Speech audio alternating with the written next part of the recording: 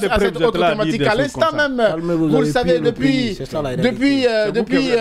avant-hier, le colonel Mamadi Doumbouya, quelqu'un le citait dans ce studio, se trouve à Riyad, en Arabie Saoudite, pour prendre part à ce sommet Afrique-Arabie Saoudite, un sommet qui réunit les grands du monde. Nous, on se pose la question, Didier Goumou, Mamadi Doumbouya, Riyad, Kid, du contexte. Le contexte aujourd'hui de notre pays fait que beaucoup ont la peur au ventre après cette évasion spectaculaire et rocambolesque à la maison centrale de Conakry. Et beaucoup parlaient d'une faille sécuritaire qu'on va également en parler. Mais Mamadi Doumbouya à Riyad, qu'est-ce que cela vous inspire, mon cher Boulokada, pour commencer?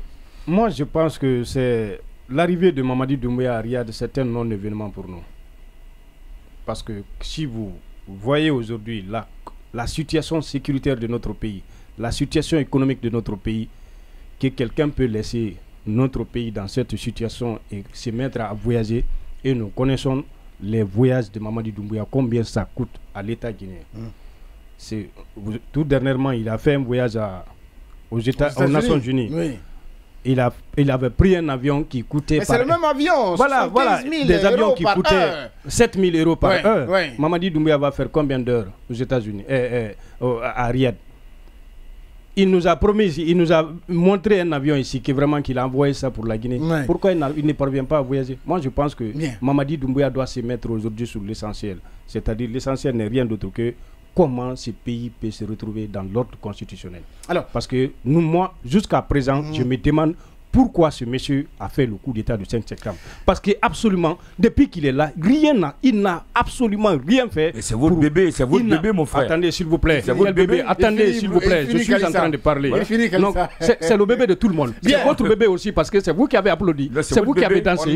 Vous n'avez plus droit aujourd'hui de dire aujourd'hui dans ce pays que ça ne va pas. C'est vous qui l'avez mis au monde. C'est vous qui avez applaudi. C'est vous qui avez dansé. Et aujourd'hui, vous avez peur encore de rentrer. C'est ça. Voilà, c'est ça. On parle du contexte parce que c'est votre bébé. Le Mamadi Doumbouya sort du pays au lendemain d'une évasion, au lendemain d'une mise à prix de la tête de colonel Claude Pivy, qui n'est pas encore pour l'instant retrouvé. Est-ce qu'un chef d'État qui est considéré comme étant le père de la nation peut abandonner sa famille dans ce contexte-là pour aller, n'est-ce pas, dit-on, représenter notre pays à un sommet d'une telle envergure comme le sommet Arabie Saoudite africain?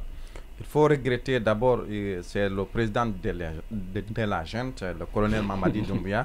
Il faut d'abord rectifier ça. Moi, je regrette. Moi, je parle du président de la transition. Moi, je regrette d'abord son départ. Oui. Voilà une preuve éloquente qui montre qu'il s'en moque éperdument de la sécurité des Guinéens. Sinon, aujourd'hui, personne ne serein dans ce pays. Aujourd'hui, personne ne peut dormir parce qu'aujourd'hui, tu peux passer la nuit et qu'on te réveille à 0 heure pour dire que Pivy est à côté.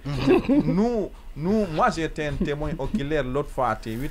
Moi c'était du passage, c'est que je vis là-bas, je vous dis, c'est effrayant. Aujourd'hui, personne n'est en sécurité. La logique voudrait que le colonel Doumbouya, parce qu'il sait que dans son pays, rien n'est serein, personne aujourd'hui n'est à l'abri de ce qui se passe dans notre pays. Il pouvait rester parce que son voyage aussi n'apportera rien au peuple de Guinée. L'autre fois, il était aux Nations Unies. Cela a apporté quoi aux Guinéens? Il a tenu des discours populistes, il a tenu des discours, selon certains, des discours panafricanistes. Qu'est-ce que cela va servir au peuple de Guinée? Moi, je pense qu'aujourd'hui, on ne peut pas continuer à berner ce souverain peuple de Guinée. Là, nous avons un peuple éveillé, nous avons un peuple qui est en train de prendre son destin en main. Le discours là ne rime absolument à rien et cela ne va pas impacter aussi les Guinéens. Merci mon frère Tomo de m'avoir donné encore la parole sur ce départ du colonel Mamadi Doumbouya, président de la junte. Je voudrais lui dire, s'il nous écoute, qu'il est très mal conseillé. Autour de lui, ceux qui sont autour de lui certainement ne l'aiment pas. Très bien. Vous comprenez un peu? Il faut qu'on ose de dire la vérité. Colonel Mamadi Doumbouya, ce qui s'est passé, je ne sais pas le combien, le 4 ou quoi? Le 4 novembre. Le 4 novembre. Oui, le 3 ou 4. Le 3 ou 4, où les Guinéens se sont réveillés avec des tirs à balles réelles. Et par rapport à quoi? Une situation extrêmement grave dans le pays. Quelle qu'en soit la sécurité dont je me donne ici, je ne peux pas quitter de mon pays. Je préfère rester. Ce sommet-là, il pouvait dépêcher son ministre des Affaires étrangères. Comme le Sénégal l'a fait, Macky Sall a dépêché. Il pouvait dépêcher le ministre de la coopération. Ça dépend. Mais il devrait rester pour au moins savoir réellement qu'est-ce qui se passe dans le pays et qu'il ait la main mise sur les choses afin que nous puissions sortir de tout cet œil-bouillie-là dans ce pays-là aujourd'hui. Ça fait 65 ans. Aucun secteur dans ce pays, on ne peut dire Dieu merci. Réellement. Secteur de l'électricité. Rien. Ça ne va pas. Voilà.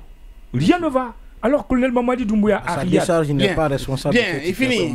Allez-y. Ça peut pas. Bien. Donc je voudrais lancer un appel solennel aux Guinéens que chacun de nous doit prendre sa propre sécurité pour pouvoir se défendre. C'est ça. C'est ça. Oui, mon cher Tenemba. Bon, je vais commencer d'abord à donner mon sourire à mes confrères invités Pas besoin pour de montrer que ce départ du colonel Mamadi Doumbouya, c'est une mission qui rassure le peuple.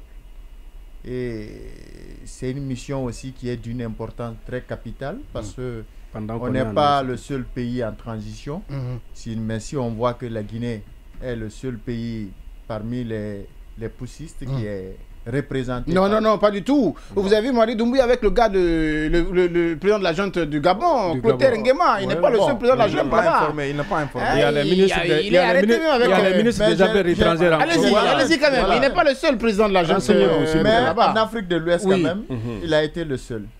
Parce qu'en Afrique de l'Ouest, c'est ça qui est de l'actualité. Oui, mais parce que c'est parce que les autres, se soucient un tout petit peu de la situation. Allez-y. Pour ça, oui. C'est vraiment une lueur d'espoir. D'accord. Et pour dire que s'il y a des retombées, la Guinée pourra bénéficier. Il n'y aura pas. Non. D'accord, non, il finit, allez-y. S'il y a des retombées, la Guinée pourra bel et bien bénéficier de ces retombées-là. Et ceux qui s'inquiètent aussi pour la sécurité du pays, moi je dirais que la Guinée est en... La sécurité guinéenne vraiment est en bon train parce que... Ah bon? Oui. Il y a non, ça mon frère. Même on ne peut pas te laisser terminer. On ne peut pas te laisser terminer. On ne peut pas te laisser terminer. Tu es un jeune, parle en bon guinéen. C'est incroyable. Les Guinéens n'ont qu'à dormir. Le pays est sécurisé. Même avant, il y a eu des attaques à main armée à Kindia. Par nos forces armées. Et par l'ensemble des forces armées qui fuient un commando. Non, ils n'ont pas fui. Si, commando. Ils n'ont pas fui. Ok. À chaque semaine, il y a des citoyens qui sont tirés à Sigiri. Comme dit... Allez-y. Écoutez, je n'ai pas fini. Oui, pourquoi? Parce que... Non, stratégiquement, l'armée, c'est la stratégie. Tu ne peux pas avoir les paisibles citoyens à côté et vous mettre au moins... L'armée doit être toujours prête à répondre face aux ennemis. Les rôles, c'est la protection de l'intégrité du territoire. Ils ont fait un repli stratégique. Une armée qui prend la fuite. Et ces replis stratégiques-là, vraiment a pu allez-y. Non, laissez-moi terminer. Oui, pour clore.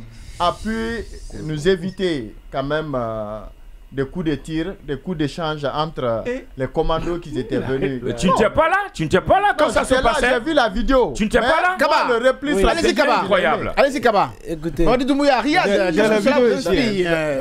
d'abord, moi je voudrais... On a attaché d'abord les gens. Et les gens ont dit dans ce studio. Oui. On a parlé du voyage, ce que ça coûte. Oui. Je voudrais rappeler que le président qui a plus voyagé dans ce pays, c'est le professeur Alpha Condé.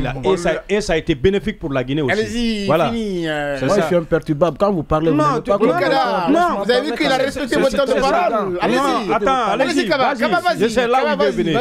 Je dis, et je rappelle aux Guinéens, parce que le rappel profite aux croyants, que le professeur Alpha Condé a fait payer un avion de contribuable guinéen et qui a confié à son ami burkinabé Mamadou Bonkoboum, dont il voyageait et que l'État payait ses frais, l'État prenait ses frais de voyage en charge.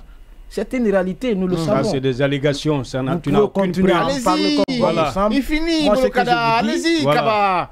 Il n'a pas à vous perturber quand même. Ah bon, allez-y. C'est des allégations. Merci. Et deuxièmement, le voyage du président de la transition ou le président de la République, parce que les gens sont dans ce sémantique tous les jours. Moi, j'ai écouté un juriste. Le président de la transition joue le même rôle que le président de la République. Ça, c'est des paroles. C'est pas le débat. Allez-y. D'accord. C'est que la question qu'on devrait se poser, qu'est-ce que le pays va en profiter au voyage du président de la République? J'ai appris que président de la transition, pas de la République.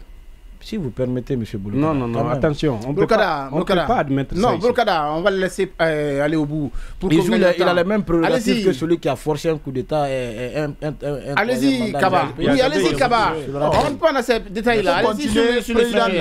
Quand tu es élégant, il faut être au moins. Allez-y, Kaba. Kaba, vas-y. Je dis, aujourd'hui, nous apprenons que les Arabes ont mis 1 milliard sur la table pour permettre aux pays africains de financer certains projets. Je pense que c'est profitable. Je reviens au cadre qui accompagne le président, d'avoir des projets bancables au profit du peuple de Guinée. Il ne faut pas voir le diable partout quand même. Ça ne peut pas être sérieux. D'accord. D'accord.